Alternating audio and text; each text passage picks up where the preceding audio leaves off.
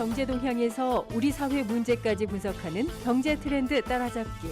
한반도 국제 정세와 사회적 현안, 그리고 우리 이웃들의 소소한 이야기를 허심탄회하게 들어보는 단박 인터뷰까지. 함께하는 세상, 오늘은 좀 더 다른 시선으로 세상을 바라봅니다.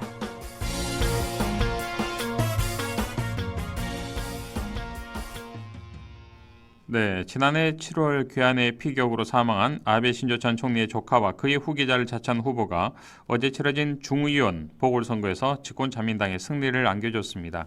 이번 승리와 관련해서 일본에서는 세습 정치에 대한 논란이 제기되고 있는데요. 오늘 경제 트렌드 따라잡기 코너에서 이 부분 정확히 짚어보겠습니다. 최유한 시사평론가 연결되어 있습니다.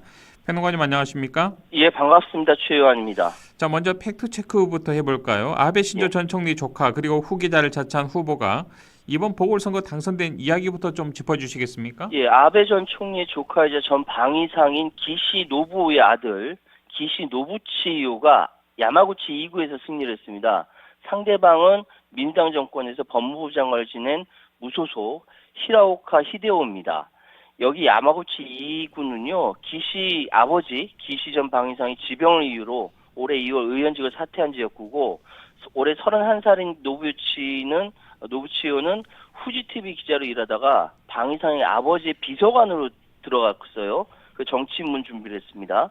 일본에는 아버지 비서로 들어가는 경우가 많습니다. 그러네요. 이번에 그래서 기시 전 방위상의 사퇴로 공석이 되니까 예. 아들 노부치요가 물려받기 위해서 출마해서 정치 세습이라는 비판을 받았고요. 또 아베 전 총리 지역구인 중의원 야마구치 4구에서도 아베 자민당 후보가 당선됐는데 자민당 요시다 신지 전 시모노세키 시의원인데 스스로 아베 후보자다, 아베 후계자다 이렇게 자처를 합니다. 더구나 아베 전 총리의 부인인 아베 아키 여사의 지지를 얻으면서 압승을 거두었습니다. 예. 그래서 이번 보궐선거 5석 중 선거 전에 확보했던 3석 이상을 차지한다, 이거를 자민당 목표로 제시했었죠. 예. 자, 이번 보궐선거는 2021년 10월 출범한 기시다 정권의 중간 평가 성격이 농후하다, 이런 분석이 있더라고요. 네, 일본에는 올해 대형 선거가 없습니다. 그래서 중간 평가 맞고요. 이번 선거에서는 물가 급등, 저출산 대책, 방위력 강화 등을 위한 증세 등이 쟁점이었습니다. 그러니까 말씀드렸던 대로 5석 중에 3석 이상 차지한다 목표였었는데, 이번에 기시다 후미오 총리를 향한 폭발물 투척 사건이 발생한 지역인 이제 와카야마 1구에서만 유일하게 야당한테 패했어요. 그러니까 5석 중에 자민당이 4석을 가져왔어요. 4대1. 그러니까 와카야마 1구는 그 야당인 국민민주당 소속 의원이 광역지자체 지사에 도전하면서 보궐선거가 치러졌는데, 문제는 여기서 이제 폭탄 테러가 발생했고, 이것이 이게 민심이 어떻게 흘러갈 것이냐 굉장히 관심이 모여졌었는데, 예. 여기서 야당이었던, 근데 문제는 극우 성향의 일본 유신회 소속의 하야시 유미 후보가 승리했다는 겁니다. 그렇군요. 자, 일본 유신회라고 하면 자민당 색깔이 더 강경한 극우 색깔을 내는 그런 당 아닙니까? 맞습니다. 그게 더 문제예요. 예. 그 일본 유신회는 2021년 10월 31일 치러졌던 총선에서 그 전에 11석이었는데 극우 색깔이 더 농무해지니까 무려 4배를 더 얻었어요. 41석을 차지하게 된 극우 정당이에요. 예. 사실 자민당에서는, 그러니까 중의원에서 단독으로 법안이 가능해졌어요. 21석 이상이 가능하니까. 공명당을 제치고 자민당, 입헌민주당, 이은 3당이 지금 극우 정당 일본 유신회가 된 거예요. 근데 원래 오사카 지방을 지역으로 중심한 지역 정당이었는데, 여기 오사카의 하시모토 도루라는 전 시장이 군소 야당과 합종연을 거치면서 정당을 만들었는데 2013년도에 위안부는 필요했다, 뭐 이따위 말을 해서 예. 굉장히 극우적이고 자민당으로서도 좀 부담스러운 정당이었는데, 왜냐하면 열린여당, 공명당과 손을 잡아야 자민당이 연립정권을 형성하거든요. 근데 보니까 공명당 말고 일본 유신회와 손을 잡는 옵션이 새로 생긴 겁니다. 예. 내심 좋아합니다. 그 일본 유신회가 요번에 보궐선거에서 한 적을 더 얻은 거죠. 예. 뭐 일단은 현재 일본 정치 상황 전반적으로 한번 스크린 해봤고요. 자, 오늘 주제인 일본의 세습 정치, 지역구 물려주기에 대해서 한번 알아보죠.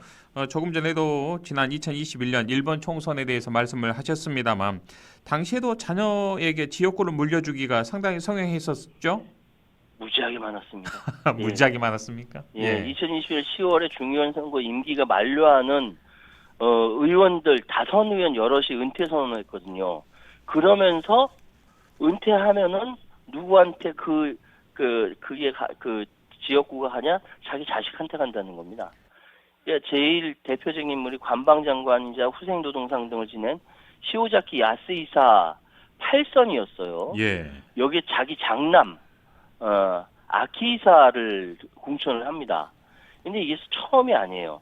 시오자키 의원의 부친인 시오자키 준, 재무성 전신인 대장성 관료로 일하다가 69년 중의원 선거 때 당선돼서 정치를 변선하고 예. 시오자키는 93년도에 은행 직원이 하다가 지역구 바통터치를 아버지 이후 국회의원 한 거예요. 예. 형식상 그 공모를 거치겠지만 이번 아들도 마찬가지예요. 시오자키 야스이사의 아들 시오자키 아키이사 공모를 거쳤어요. 근데 세습이죠, 이건 뭐. 예, 그리고 또 은퇴하겠다고 얘기했던 야마구치 다메이 자민당 선거대책위원장 가와사키 지로 전 후생노동상 다 아들들한테 이렇게 물려주고요. 가와사키 지로 같은 경우는 벌써 이번에 아들한테 물려주고 당선되면 4대째 세습입니다. 4대째 세습. 아, 이런 경우도 있군요. 예. 예. 평생 직업이 정치인 가문이군요, 그냥. 집안이 그랬어요. 집안이 그냥 그렇군요. 예, 예. 자, 그런데 이 세습 정치에 대해서 일본 유권자들 그냥 좀 눈총을 따갑게 보내는 정도이지 뭐 특별하게 세습 정치 제한하겠다 이런 공약도 나오지 않은 것 같습니다. 일단 공약은 걸었었어요. 아, 그랬습니까? 이게 예. 그 자민당이 민주당에 잠깐 정권을 내준 게 2009년이었거든요.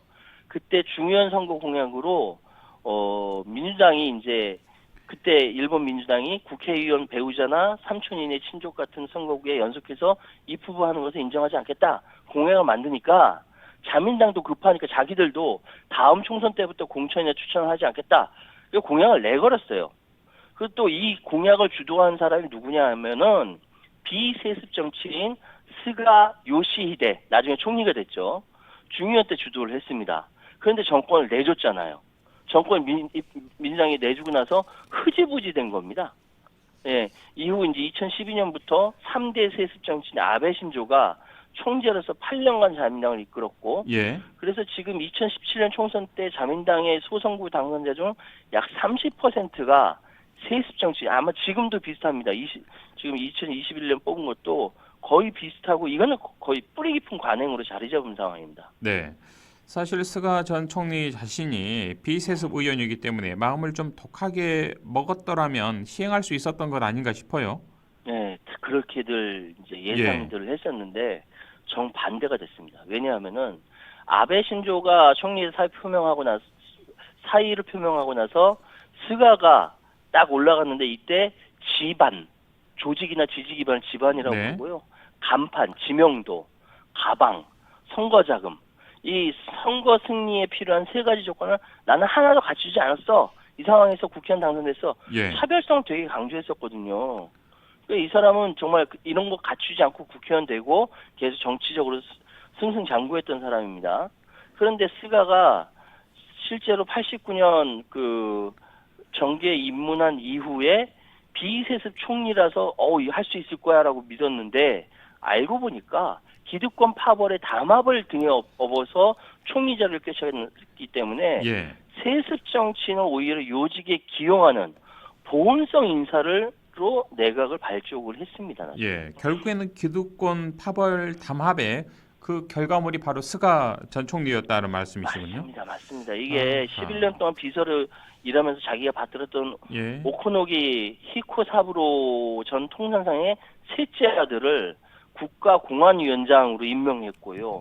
자기의 정치 스승인 가지야마 세이로쿠를 전 관반장관의 장남을 이제 또 아베 내각에 이어 스가 내각에서도 경제산업상으로 위임을 합니다. 또 아베 친동생 기시 노부 아까 말씀드렸죠. 그 중의원 방위성으로 앉혀놓고 지난 총선에서 세습 정치인이 아니라는 것을 막 자랑했던 스가는 총선을 앞두고 당내 세습이 되풀이되는 것을 사실상 묵인했다. 예. 이렇게 묵인하면서 해설을 이어가게 했습니다. 그렇군요. 일본의 세습 정치는 정말 유명하고 실제 사례도 다 짚어주셨는데 결국 가장 중요한 질문을 하나 드리죠. 왜 일본은 이렇게 세습 정치가 강합니까? 지금 기시다 후미오 일본 총리는 아버지, 할아버지 모두 정치인이고 자기 3대거든요. 예. 세습 정치 안 된다 이렇게 이야기할 자격 안 되고요. 그래서 지금 일본에서는 정치권보다 정치권 외곽에서 전문가들이 이야기하는데 뭐라고 얘기하냐면 능력보다 가문 등의 배경이 중시되는 집권 자민당의 인재 발탁 시스템 그리고 일본 특유의 고용 시스템 등의 원인을 찾는다. 현재 자민당의 약 30%의 세습 정치인이고요. 또 지난번에 그 기시다 내각이 출범했을 때 친족으로부터 직접 지역구를 물려받은 순수 세습위원만 강요 20명 중 거의 절반이 9명이었어요. 89년 이후 역대 총리 70%가 세습위원입니다. 예. 이 정치 세습위는 아까 말씀드렸던 그 기반, 가방, 간판 이게 일본어 발음으로 모두 반으로 끝나거든요. 일본어 발음으로. 예. 3반이라고 얘기합니다. 이거를 물려받아야 이 절대적으로 선거에서 유리하거든요. 예. 그러니까 유능한 인재가 이 정략 결혼을 통해서 정치 가문에 들어가는 걸로 얘기했던 전통적인 게이바스라는 전통적 시스템이 종말을 고하고 예. 부모로부터 직접 지역구를 물려받는 순수 세습이 당연한 시대가 돼버렸습니다. 아, 좀 일본도 좀 일본 정치도 답답한 구석이 꽤 많군요. 예, 그렇습니다. 그렇군요. 알겠습니다. 평론가님 오늘 말씀 여기까지 듣겠습니다. 고맙습니다. 예, 감사합니다. 지금까지 최효환 시사평론가와 함께했습니다.